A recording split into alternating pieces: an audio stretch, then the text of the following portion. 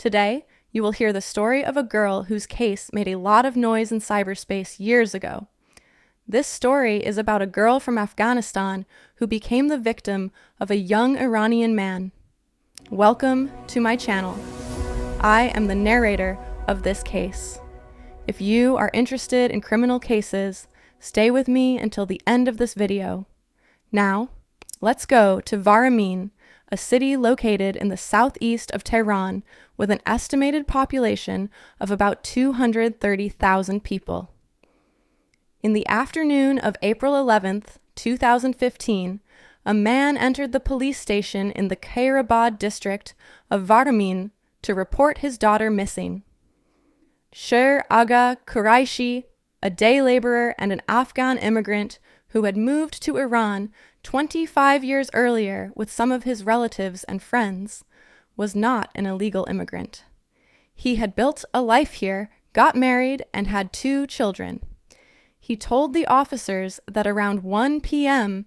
he was at work while his wife had sent their daughter, Setayesh, to the corner of the street to buy some ice cream for herself. Half an hour passed, but Setayesh didn't return. Growing increasingly worried, her family decided to go to the police to report her disappearance. However, not enough time had passed since Setayesh was last seen, so the officers advised them to return home and continue searching, saying that she might come back within an hour or 2, and it was still too soon to officially begin an investigation. Come back in 2 hours.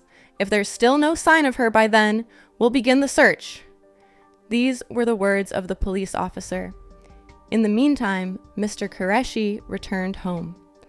On his way, he visited the homes of relatives, friends, and neighbors, hoping that someone might have seen his daughter that day or had some news about her. Several hours passed, and at last, Sher Aga went back to the police station. Yet again, nothing was done for him. The officers said such matters were the responsibility of the police department, but since office hours had ended, it was not possible to open a case. Helpless, the Qureshi family returned home and spent the night in a state of anxiety, hope, and uncertainty. That night was one of the hardest for the Qureshi family, a night filled with worry and not knowing, spent in a world of fear and unanswered questions. Finally, morning came. At 8 o'clock, the family went to the police department to open a missing person case for their daughter. Still, it was unclear what fate awaited Setayesh due to the delay and negligence of the police in those crucial first hours. Nevertheless, after registering the case, the police advised the family not to rely solely on the police's actions and to also conduct their own search for Setayesh. Hoping to find his daughter as soon as possible, Sher Aga Qureshi printed missing person posters and put them up throughout the neighborhoods of Varamin. He himself searched tirelessly, but none of the friends, relatives, or neighbors had seen Setayesh at that time on that day. 3 days had passed since Setayesh disappeared, and the Qureshi family, anxious and desperate, clung to hope that their 6-year-old daughter would return home safely. Despite relentless efforts and sleepless nights spent searching by the family and local residents, all attempts had proven futile. Then, one afternoon, the phone at the police station rang. A serious voice on the line summoned the family to the station, promising crucial information about Setayesh's fate. A ray of hope lit the hearts of the Qureshi family. Perhaps their daughter was alive, and they would see her smile again. But what awaited them at the police station was a devastating blow. News that no parent ever wishes to hear, even in their darkest nightmares. The lifeless body of their little girl had been found. Overcome with disbelief and sorrow, they heard the dreadful news as tears streamed down their faces. They could never have imagined that an innocent ice cream outing would end in such tragedy. Now, they had to go to the coroner's office to identify the body. Experts' reports indicated that approximately 48 hours had passed since Setayesh's death. She had lost her life just one day after her disappearance. Broken-hearted, Mr. Qureshi was taken to the morgue to identify his daughter. What lay before his eyes was a burned and decomposed body, hardly recognizable. With tears and disbelief, the father confirmed Setayesh's identity. Grief and anguish consumed him entirely. The initial police theory suggested that an unknown assailant had kidnapped Setayesh, murdered her, and then set her body on fire to destroy evidence. There was also a second possibility. Perhaps the killer had set her body alight while she was still alive. Whatever the truth, an unbearable and bitter reality now stood before the Qureshi family and the community, a trauma that would forever haunt their memories. This was just the beginning of the story. According to the forensic medical report, Setayesh had not only been murdered, but had suffered sexual assault before being killed by several blows to her neck. Afterwards, her body had been burned with acid. Setayesh's family, overwhelmed with grief from losing their daughter, were now consumed with anger and sorrow as they searched for the ruthless criminal who had inflicted such atrocities upon their innocent child, hoping to exact revenge. Blinded by their rage, they were suddenly confronted with some new information from the police. 2 men had come to the police station and reported something concerning a young boy. One of the men turned to the police officer and said, "I have a son named Ali. Ali has a friend named Amir Hossein. Today, Amir Hossein came to our house, visibly distressed, and told Ali, 'I killed the neighbor's child. Help me hide the body.' He believed he could trust his friend, confiding in him and seeking help to conceal the truth. But Ali, horrified by what he had heard, immediately told his father, and his father, without hesitation, informed the police. While continuing their investigation and searching for the victim's body, the officers headed for Amir Hossein's house. To their astonishment, they discovered that Amir Hossein's home was right next door to the Qureshi family's house. The 2 families were neighbors all along. Amir Hossein was the only son of the family, just 16 years old, and now spent his days and nights in a detention cell as the sole suspect in Setayesh's murder. The fear of what had happened weighed on him like a heavy burden, so much so that the moment he set foot in the Karabad police station, he confessed and admitted to the killing. During the interrogations, Amir Hossein recounted the details of that fateful day. Setayesh, with an ice cream in hand, came to our house to see her friend, my niece, a girl her own age. Unbeknownst to their mothers, the 2 little girls entered our home. The sounds of their laughter and play echoed through the rooms. An hour passed. Then, my sister called her daughter home, and Setayesh was sent back as well. But somewhere in between, a brief moment, perhaps less than a minute, Setayesh was left alone in the yard. That's when I saw her from upstairs. I called out to her and said, "Come upstairs, I want to show you something." Up to that point, everything seemed normal. But what turned the story dark was my unstable state of mind. That very day, I had gotten into an argument with my girlfriend. Someone had proposed to her, and the thought drove me mad. My mental state was unstable, and that was the beginning of a tragedy that cast a long, dark shadow over all of us. When Setayesh is climbing the stairs, Amir Hossein suddenly tells her that an insect has gotten into Setayesh's pants and is scaring the girl. Setayesh involuntarily shakes his pants to get the insect out. But something unexpected happens. Amir Hossein violently attacks our little Setayesh. The teenage boy lifts Setayesh's limp body and takes her to the kitchen, hitting her several times. But suddenly, he notices that there is a lot of blood spread around, and fear takes over his whole being. Her eyes were still filled with fear and disbelief. She helplessly looked around Setayesh's corpse. The heavy, dark silence of the room doubled her anxiety. Suddenly, Her gaze fell on an empty box lying in the corner of the wall. The box was exactly the size of Setayesh's body.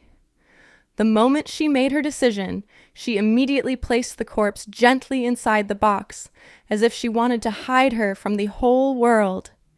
She pushed the box into the corner of the room, left the house without pause, and hurried through the cold streets of the city in search of acid. Fortunately, her mother, with weak knees, was unable to climb the stairs, and her father was not home that day, so there was no danger threatening her. After buying the acid, she immediately returned home. She avoided the usual household noises, pulled the body out of the box, and moved it to the bathtub. With trembling hands, she poured the acid on the lifeless body. The burning chemical sound filled the air, but she quickly realized that this amount of acid was not enough.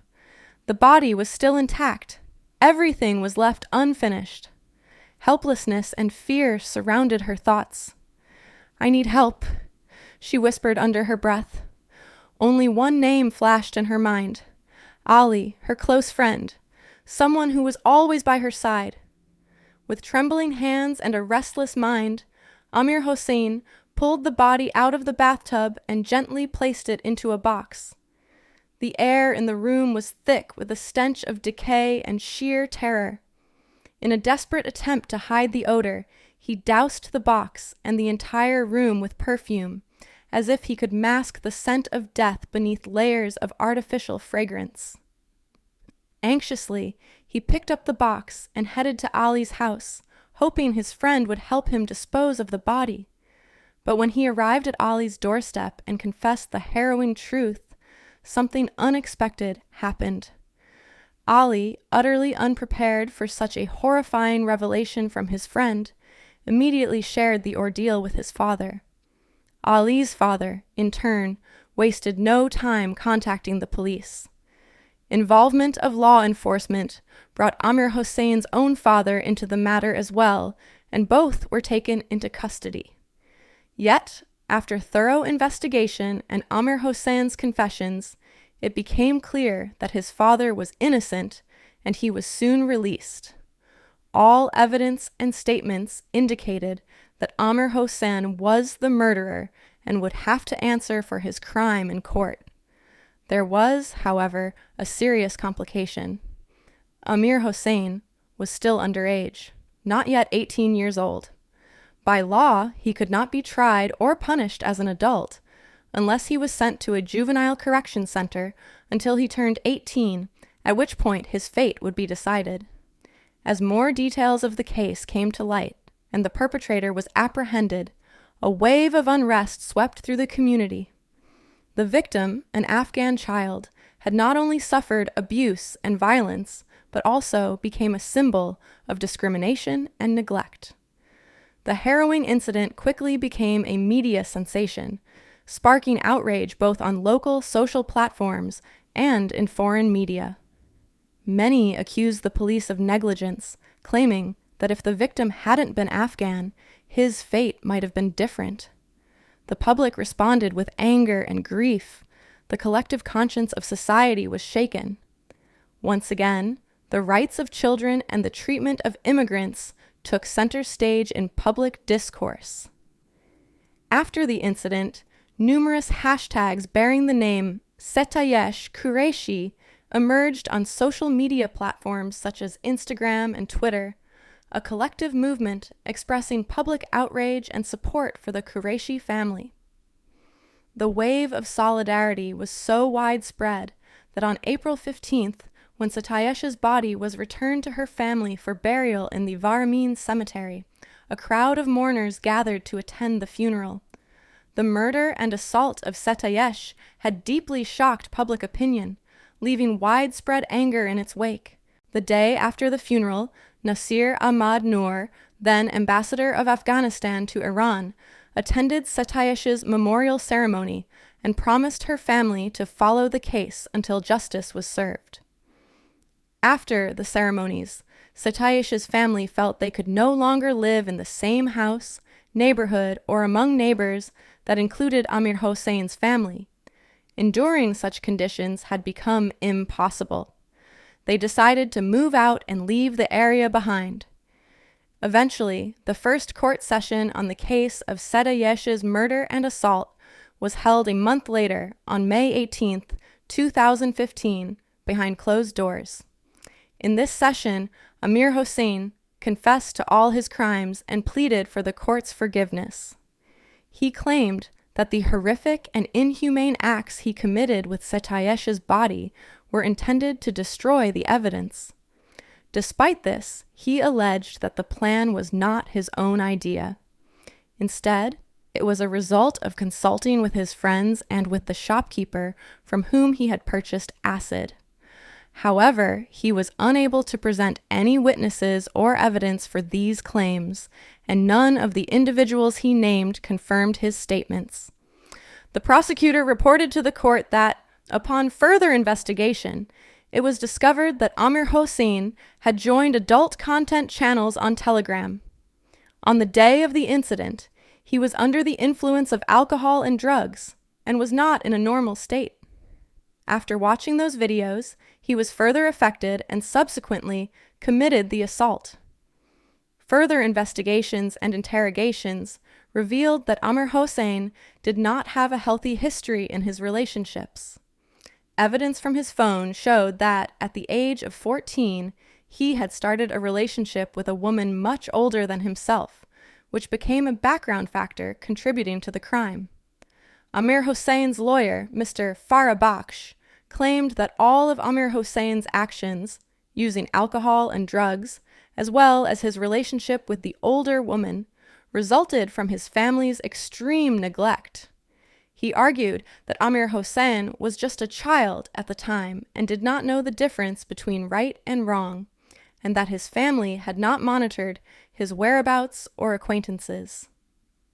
Mr. Farah Baksh, who learned about Amir Hossein's case by chance through one of his students, faced strange and unexpected reactions from both his colleagues and the public after accepting the case.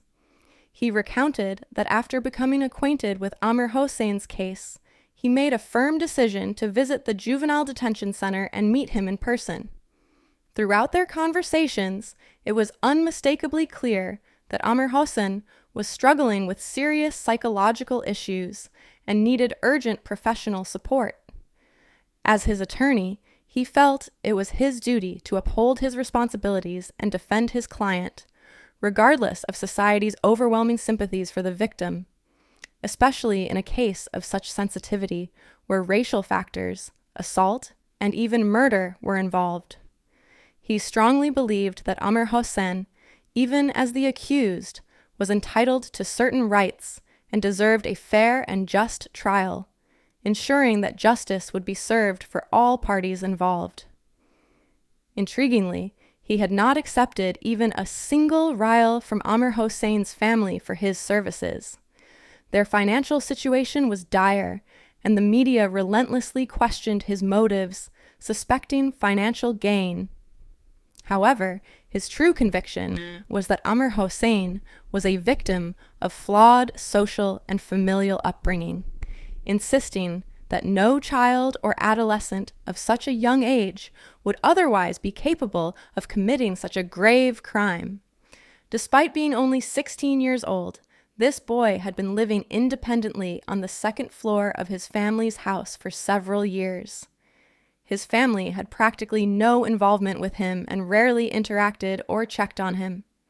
His only pastime was staying in his room, keeping himself entertained with adult channels. According to some sources, Amir Hossein would frequently drink alcohol and use drugs during this period. What strikes me as curious is where he got the money to support this lifestyle. Wasn't his family supposed to be struggling financially? How did he afford alcohol and drugs? Furthermore, when his academic performance declined in the public school, his family didn't intervene or provide support, except by transferring him to a more prestigious private school with better facilities, essentially spoiling him even more. This raises another important question. If the family couldn't afford a lawyer and were supposedly in a bad financial situation, how were they able to pay for a private school's tuition? In this case, Mr. Farabakhsh sought to obtain a sentence reduction for Amir Hossein by presenting certain arguments. However, the court rejected all such defenses and sentenced Amir Hossein to death for the charge of sexual assault. The execution of this sentence was not possible prior to Amir Hossein reaching the age of 18, and eventually the second hearing was held behind closed doors on May 10th. The main subject of this session was the murder of Setayesh. Amir Hossein claimed that he was intoxicated at the time and had no recollection of why or how he killed the young girl. According to the forensic medical report, the child was killed by multiple stab wounds to her neck. Setayesh's family absolutely refused to accept monetary compensation, diya, from Amir Hossein's family as a means of foregoing the death penalty. They only agreed to receive compensation for the loss of their daughter's virginity. For those unfamiliar with this concept, it is an amount awarded to the victim for the irreparable loss of virginity, and the compensation does not have a fixed value. The maximum amount can reach up to half the full diya, blood money, of a female, which itself constitutes half of the diya payable for a male individual. Importantly, the amount is not decided by the court, but is determined by the legal medicine organization after necessary assessments. Amir Hossein's lawyer argued in court that his client had consumed so much alcohol on the day of the incident that he was no longer in a normal state of mind. Existing emotional instability, largely due to personal issues with his girlfriend, had exacerbated his condition. Amir Hossein was so intoxicated that he claimed to have no memory of the events that unfolded. Despite these defenses, the head judge was the only official who opposed the death sentence. The rest of the jury insisted that no matter how intoxicated a person might be, a sound and conscientious individual could never commit such a crime. Furthermore, forensic medical examinations found no evidence of any acute psychological disorders or severe mental illness. In similar cases, the defendant's young age and his drunkenness could have served as mitigating factors to avoid execution. But under immense public and media pressure, authorities found themselves compelled to issue the death penalty. It is worth noting that, away from the public eye, there were signs indicating Amir Hossein's psychological struggles. For example, prior to the incident, he had posted images on his Instagram account suggesting a desire to commit suicide. However, these actions were later seen more as attempts to attract attention, rather than genuine suicidal intent. Ultimately, the court found Amir Hossein guilty of first-degree murder.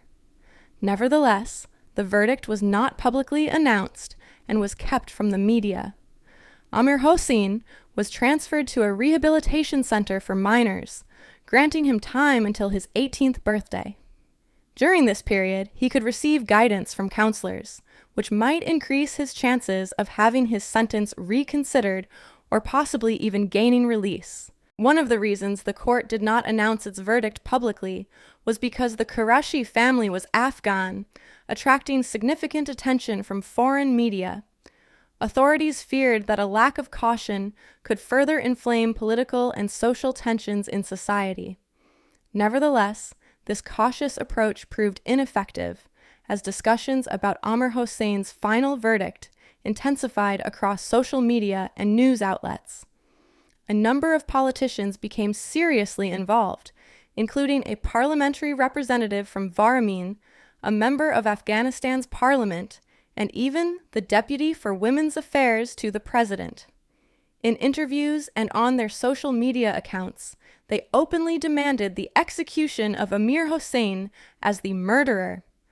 The Iranian daily Asr-e-Iran also published an interesting article emphasizing that, in this case, both the perpetrator and the victim were children, and even if the perpetrator reaches the age of 18, the enforcement of the sentence would still be applied to someone who was a child at the time of the crime.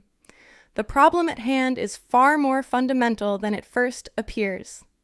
The perpetration of such crimes by young people and adolescents is often rooted in the improper influences they absorb from certain channels and media, including films and TV series that portray and, at times, unintentionally instruct on criminal behaviors.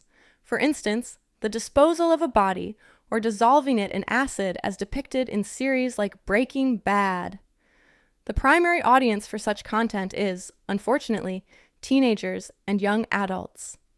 I strongly resonate with Fyodor Dostoevsky's assertion in his novel Demons, where he writes, "I know that if I pass an unfair judgment on someone, life will make sure to place me in their shoes, just to show me that in darkness we are all much the same. The fact remains that if a person cannot distinguish between right and wrong, and feels assured that their misdeeds will go unnoticed, they themselves may be capable of the worst actions." Furthermore, one social worker stated during an interview that the root of this issue lies in the school system and its educational approach, with everyone trying to shift responsibility onto others. She explained that over the course of several meetings, more than 10, with Amir Hossein in the Juvenile Detention Center, she concluded that the main culprit is the mobile phone that parents give to their children at a young age. These children bring their phones to school, yet the Ministry of Education fails to provide any meaningful guidance regarding the proper use of devices such as mobile phones or the internet to young students. Unfortunately, there's a significant lack of proper education in our country regarding the use of mobile phones and the internet for teenagers and young people. Parents often hand over smartphones to their children merely as a means of entertainment, so they won't be a nuisance and neglect to supervise or teach them proper use.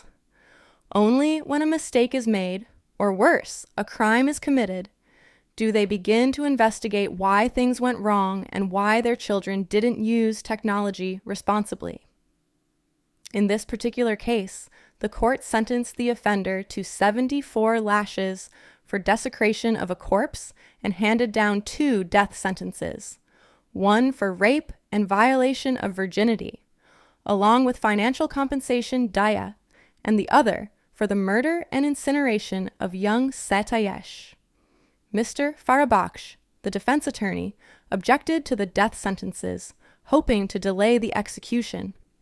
The aim was to create enough time to speak with Satayesh's family and seek their forgiveness.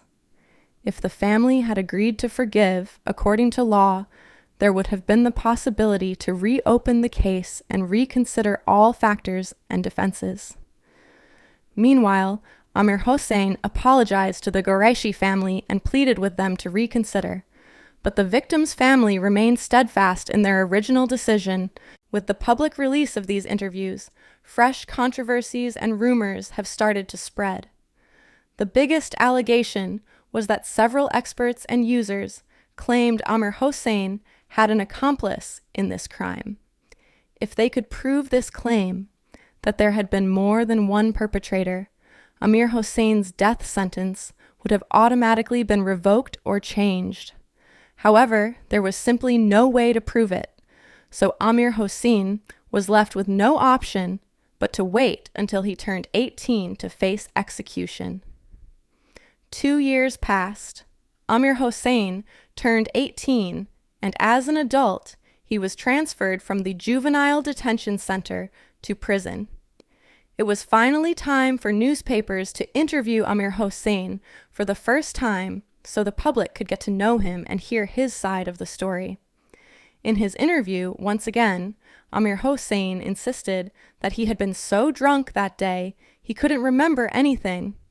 He suspected that instead of alcohol, he had been given water laced with pills because he couldn't recall anything for an entire day and only remembered constantly crying. On the other hand, he said it wasn't the first time Satayesh visited his house.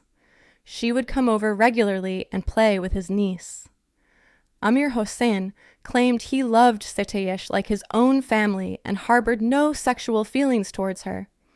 He could not grasp the moments, the memories slipping through his mind like water cupped in trembling hands, sometimes painfully sharp, sometimes aching with absence. How could he not remember calling the boy into the yard, warn him about the insect in his pants, recall every shameful act that followed, yet not remember why or how he ended the child's life? How could his mind slip so easily between the sanity of planning, knowing that he needed to buy acid, and the madness of forgetting the most monstrous act itself? During the interview, it was clear. Amir Hossein was remorseful, tormented by the unbearable weight of his actions, a shadow of regret looming over him. He spoke of longing for his friends, not daring to call them now, his voice thick with shame. He wished to return to his old neighborhood, to play again, to count down for new music releases as a regular teenager would. Despite being no prodigy at school, he had received outstanding commendations for his character 2 years running. Now, all he wished for was to go back to school, to learn again like any normal student. But that life was gone. The only solace left, occasional conversations with his school principal where he poured out his heart. During his years in the correctional center, the other boys tormented him. He had no friends. He lived in the shock of his actions, speaking to no one, haunted by nightmares at night. He didn't even know his fate while confined within those walls. I could never face Satayesh's family, he said. Each time I saw them at court, I wished I could die. Death terrified him, yet the shadow of his own deeds was far more petrifying. When he was transferred to prison, he spent the first 6 months in solitary confinement. Afterwards, the other inmates harassed him relentlessly. They would call him by the victim's name, Setayesh, saying things like, "Setayesh, come here. Setayesh, sit down," just to break him down mentally. As you may know, prisoners who have harmed children are despised in jail. They are often subjected to brutal treatment by others. A journalist who had the opportunity to speak with Amir Hossein described him as just an ordinary kid. He longed to get out of prison and return to a normal life. During their conversation, he would often talk about his room, showing off his possessions, mentioning his gaming console, and saying how much he missed his niece, how he hadn't seen or talked to her in a long time. Amir Hossein also expressed that he was ashamed in front of his family, but complained that they had always been indifferent toward him. He felt that his sister received more attention as the family was much stricter with her. She didn't even own a cell phone before marriage, and her movements were closely monitored, unlike him. Interestingly, Amir Hossein interpreted this as his parents caring more for his sister due to their restrictions on her, whereas in truth, it seemed they were more indifferent to him.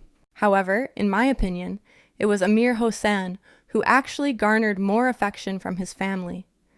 The real problem was that his parents never taught him how to use phones, the internet, or social media responsibly.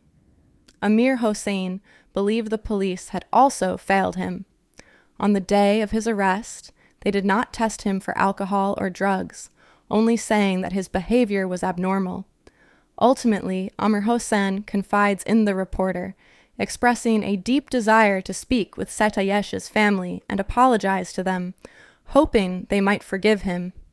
Yet, he admits he is too ashamed to face them. The reporter, moved by Amir Hossein's remorse, offers to deliver any message he wishes to convey. Lowering his head and struggling to hold back tears, Amir Hossein finally says, "Tell them you have known me since I was a child. I was the one who, when you had to wash blankets and your yard was too small, you would call me to hang them in our yard. That same Amir Hossein whom everyone in the neighborhood loved. Tell them the one who could never lift his head has now made a terrible mistake." On January 1st, 2016, the public prosecutor of Varamin announced that, as the perpetrator was male and the victim female, according to Iranian and Islamic law, the family of the victim would need to pay at least half the diya, blood money, for his execution, because the diya for a woman is valued at half that of a man. However, Satayesh's family no longer insist on qisas, retribution, for Amir Hossein. Instead, they demand he be tried for execution on the grounds of sexual assault. Regarding monetary compensation, the court-appointed expert set the amount at 40 million tomans as Satayesh's dowry for the illicit sexual relationship without religious consent, plus an additional 40 million for the assault. Following the decision, the court increased these amounts from 40 to 60 million tomans after the family's contestation. Amir Hossein's family paid the determined compensation, yet Satayesh's family's lawyer announced that this payment would not change their stance. They remained unwilling to forgive and insisted on the execution of their daughter's killer. They believed that carrying out the sentence could serve as a powerful deterrent, preventing the loss of other innocent victims like Satayesh. Despite numerous efforts, social media campaigns, hashtags, the appeals of relatives, neighbors, friends, and public figures, nothing succeeded in changing the course of the case. The execution was scheduled for January 15th, 2016. Only Amir Hossein's father knew the exact date, and the family visited Amir Hossein one last time. During this emotional farewell, Amir Hossein repeatedly expressed his regret and acknowledged his mistakes, having lost all hope. After their meeting, Amir Hossein's mother, who suffered from heart disease, unaware that this would be their last meeting, was hospitalized. In the end, despite all the turbulence and extensive efforts, Amir Hossein was executed, and those seeking his pardon were unable to save him from this fate. At long last, the fateful day arrived. On the morning of January 15th, 2016, Amir Hossein was taken from his cell in Raja-e-Shar prison in Karaj to the main yard for the execution of the sentence. After a medical examination, writing his will, and other formalities, Amir Hossein stepped onto the stool. The executioner placed the noose around his neck, and within seconds, Amir Hossein's life, and this painful case, came to an end. Following the announcement of the news, Satayesh's father, Mr. Goraishe, wrote a letter to the people, thanking them for their support throughout this journey.